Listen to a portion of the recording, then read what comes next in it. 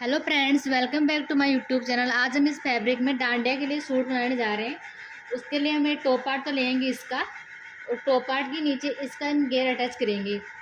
इसमें अस्तर नहीं लगाएंगे, टॉप पार्ट में अस्तर लगाएंगे। तो इन तीन चीज़ों से हम डांडिया के लिए सूट बनाएंगे। अभी मैं आपको कटिंग करके दिखाती हूँ।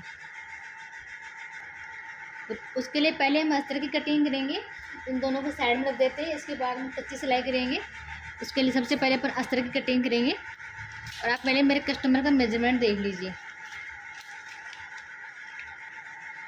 ये देखिए, मेरे कस्टमर का मेजरमेंट शोल्डर है 14 इंच की, आर्म है 15.5 इंच का, अपर चेस्ट 33 इंच की और चेस्ट 33.5 इंच की।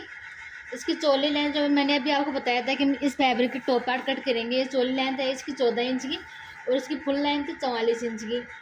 और बैक नेक और फ्रंट नेक दोनों 8-8 इंच के हैं। वेस्ट इसकी 27 इंच की है। और इसने जो अपना नेक है वो ब्रॉड इसकी मांगी 7 इंच की, क्योंकि चौकोर इसका गला है तो 7 इंच की उन्होंने ब्रॉड मांगी है। अभी मैं आपको इसे कटिंग करके दिखाती हूँ। देखिए फ्रेंड्स, अब हम इसकी मार्किंग करने जा रहे हैं। तो उसके लिए एक चीज़ देखिए कि मैं आगे और पीछे दोनों का गला समान है। दोनों का गला 8 इंच का है और लेंथ इसकी 14 इंच की है फ्रंट पार्ट की। तो उसके लिए अपन दोनों बैक और फ्रंट दोनों एक साथ कटिंग कर लेंगे। तो एक बार ये देखिए कि अपन कपड़े की चौड़ाई कितनी ले यहाँ से। जैसे यहाँ पे मान लो कि मेरी चेस्ट है इसी कस्टमर की 33.5 इंच की। तो इसमें 1 इंच की लूजन डालेंगे अपन, क्योंकि 8 इंच का गला है। मैंने पहले भी आपको बताया था फॉर्मूला। उस हिसाब से जितना हमारा गला होता है उस हिसाब से लूजन डाल देते हैं। 8 इंच के गले के अंदर कुर्ती में हम 2 इंच लूजन डालते हैं और ब्लाउज में 1 इंच की लूजन डालते हैं। तो अपने इसका टॉप पार्ट कट करते हैं। टॉप पार्ट ब्लाउज की तरह कट होएगा ये, तो इसमें 1 इंच की अपन लूजन डालेंगे। तो 8 इंच के गले के हिसाब से इसमें 1 इंच की लूजन डलेगी। 33.5 इंच की हमारी चेस्ट थी, तो इसमें 1 इंच और ऐड करेंगे, 34.5 हो जाएगी। तो 34.5 इंच का चौथा हिस्सा निकालेंगे तो हमारा पौने पौने 9 इंच का निकल के आ रहा है। तो यहाँ से मानो कि इसको इक्वल करने के लिए ये वाला फैब्रिक तो हमारा वेस्टेज में चला जाएगा। अब हम पौने 9 इंच ऊपर निशान लगाते हैं।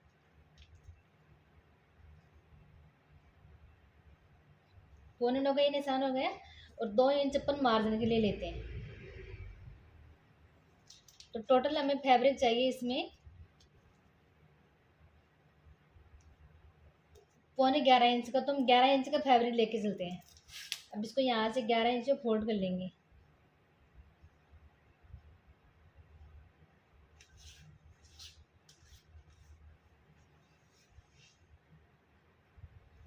अब 11 इंच पे फोल्ड करने के बाद मैंने यहाँ पे एक सीधी लाइन ड्रॉ कर ली है।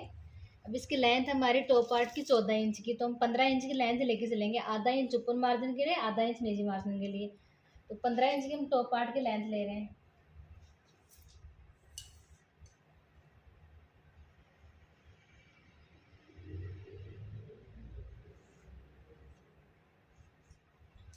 अब ये देखिए, अपेक्स पॉइंट का लोअर बस्ट का निशान में अब वैसे ले लेती हूँ। कस्टमर जब मेजरमेंट लेती हूँ उसी टाइम लेती हूँ।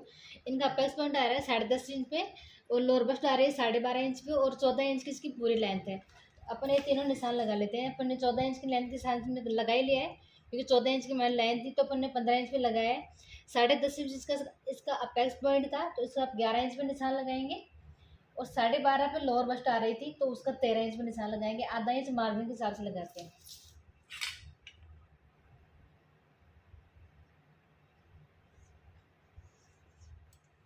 इनको अपन सीधा कर लेंगे।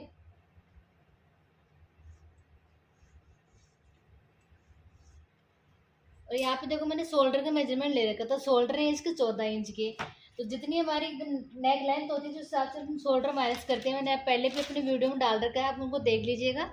जैसे यहाँ पे मेरे शोल्डर है 14 इंच के और 8 इंच की मेरी नेक की लेंथ है, तो मैं 1 इंच इसमें शोल्डर माइनस होएगा, तो 6 इंच का अपन शोल्डर लेके चलेंगे।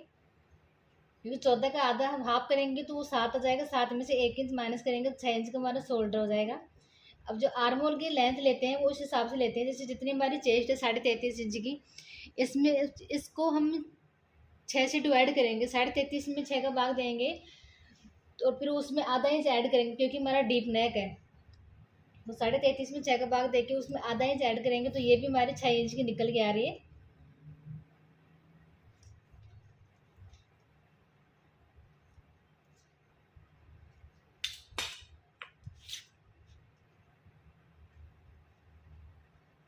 अगर फिर भी फ्रेंड्स आपको कुछ समझ में नहीं आए तो प्लीज़ कमेंट बॉक्स में ज़रूर बताइएगा, मैं आपको रिप्लाई दे दूँगी। कि जहाँ पे भी आपको समझ में नहीं आया आप वहाँ पे कमेंट कर सकते हो। ये दोनों 6 इंच में लगा दिए। अभी मेरी इसकी चेस्ट 33.5 इंच की थी, इसमें 1 इंच की मैंने लूजन डाल दी थी, 34.5 इंच की हो रही थी। और 34.5 इंच का चौथा हिस्सा हो रहा है हमारे 9.25 इंच का, तो अपन 9.25 इंच में यहाँ पे निशान लगाएंगे और 2 इंच का मार्जिन पे लगाएंगे। अब पीछे वाले हिस्से में अपन आर्म होल की शेप देने के लिए जितनी चौड़ाई हमारी यहाँ पे आ रही है उतनी अपन यहाँ से लेंगे। जैसे यहाँ पे आ रही है 3.25 इंच की, तो यहाँ पे 3.25 इंच में निशान लगाएंगे। अब ये फ्रेंच क्रो है, इससे हम आसानी से आर्म होल की शेप दे लेंगे, इससे एकदम राउंड शेप आ जाती है। और फ्रंट हिस्से की शेप देने के लिए हम 1.25 इंच अंदर की साइड आएंगे। और ये जो हमने लिया था ना आर्म होल की लेंथ, इसका हाफ करेंगे। जैसे 6 इंच का अपन लिया था तो अपन 3 इंच का इसके यहाँ पे निशान लगाएंगे। आधा इंच अपन अंदर की साइड आएंगे। ये कंपल्सरी आधा इंच अंदर साइड आना। आधा इंच अंदर साइड आने के बाद इसको यहाँ से क्रॉस कर देंगे और फिर से इसी फ्रेंच क्रॉस के हिसाब से यहाँ पे शेप दे लेंगे। तो एक चीज़ देखिए फ्रेंड्स, अपन जब कुर्ती का मेजरमेंट लेते हैं कुर्ती, तो उसमें हम आर्म होल को चेक करते हैं तो इस लाइन से चेक करते हैं जहाँ से कटिंग होती है। और ये हमारा टॉप पार्ट है, तो ब्लाउज के हिसाब से इसकी आर्म होल चेक करेंगे अपन, जहाँ से हमारी सिलाई लगेगी वहाँ से आधा इंच छोड़ के। जैसे यहाँ से हमारी सिलाई लगेगी और हमारे आर्म होल है 15.5 इंच का, तो अब चेक करेंगे हमारा कितना आ रहा है।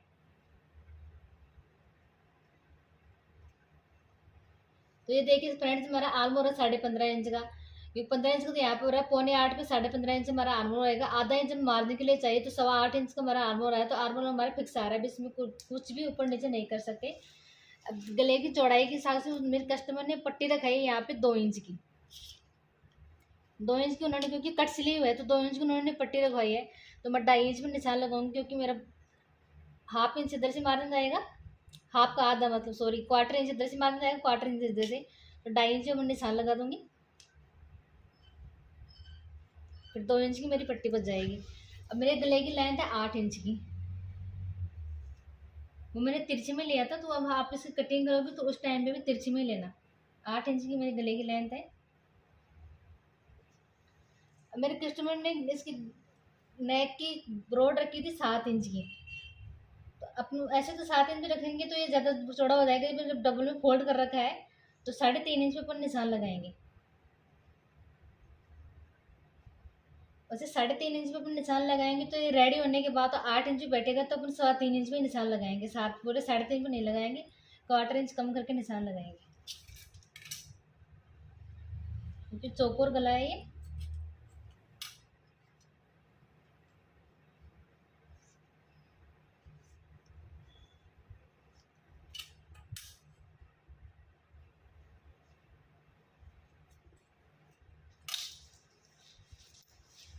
अब हम वेस्ट का 4th हिस्सा निकालेंगे। 27 इंच की हमारी वेस्ट है, तो 6.25 इंच का निकल के आ रहा है।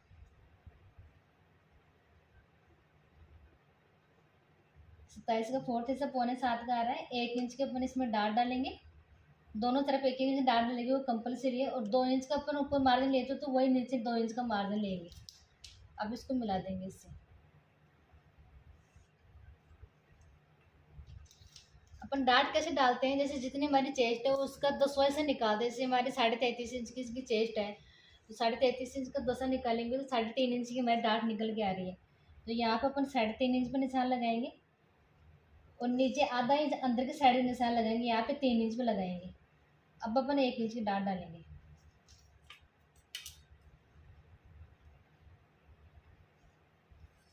डाट एपेक्स पॉइंट तक डालनी है हमें।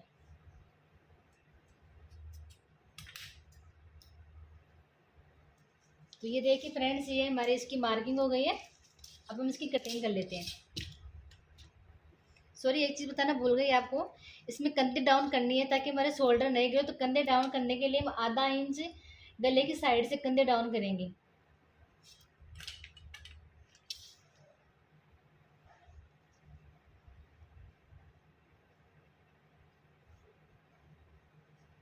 इससे क्या है, हमारे शोल्डर नहीं गिरेंगे। अब हम इसकी कटिंग कर लेते हैं। हमारे बैक और फ्रंट दोनों एक साथ कट हो रहे हैं।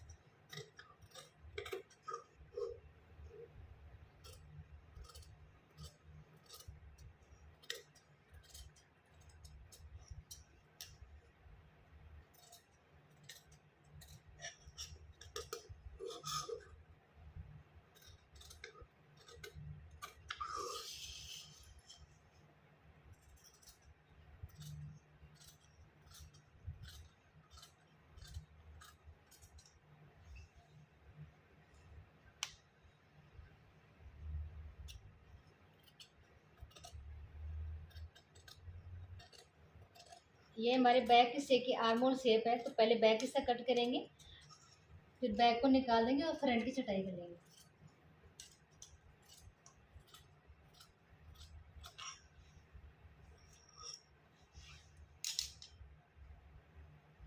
ये जो मैंने डार्ट का निशान लगाया था, यहाँ पे कट लगा देते हैं।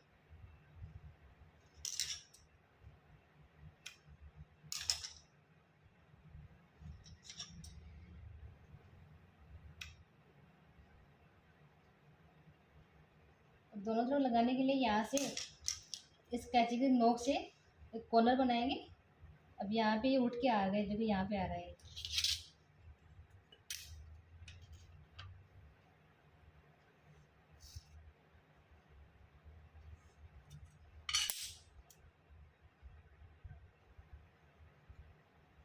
अब हम बैक के साथ निकाल देंगे और फ्रंट के आर्म होल छटाई कर लेंगे।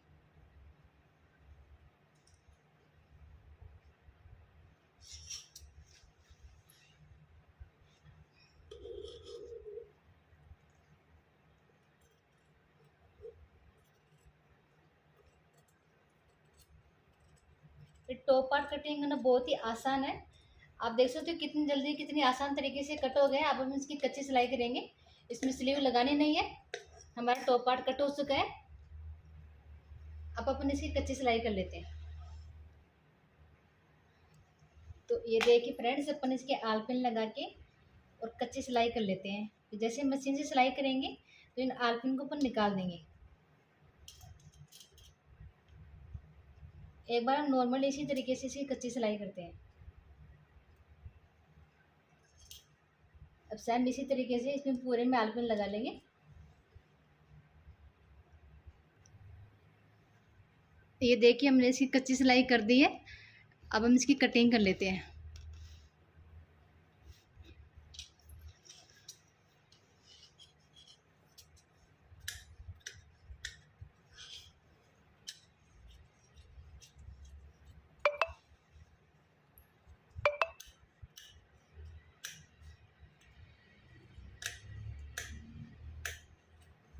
जहाँ से कांच आ रही है वहाँ से सही से कट नहीं हो रहा, तो अपन बाद में सिर्फ कच्ची सिलाई मशीन से करेंगे, तब इसकी छटाई कर लेंगे। अभी अपन एक्टर फैब्रिक से कट कर रहे हैं।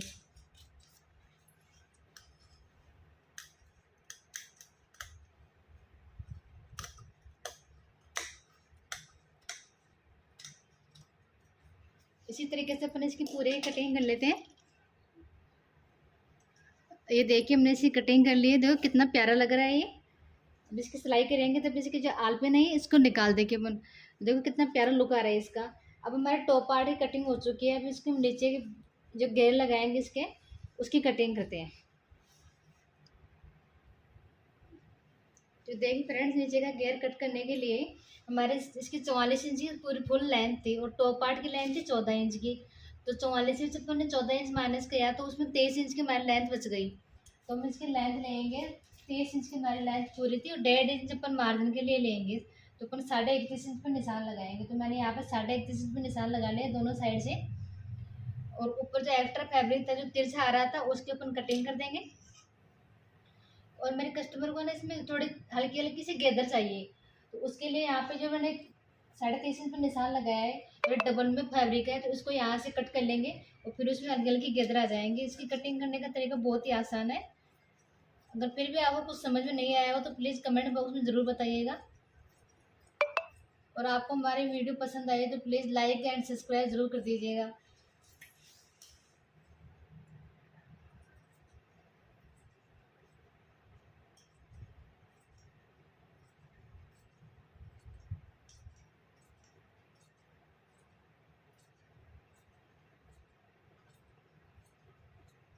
ये इसकी कटिंग हो चुकी है। अब हम इसकी स्टिचिंग करते हैं, तब आपको दिखाते हैं नेक्स्ट पार्ट में।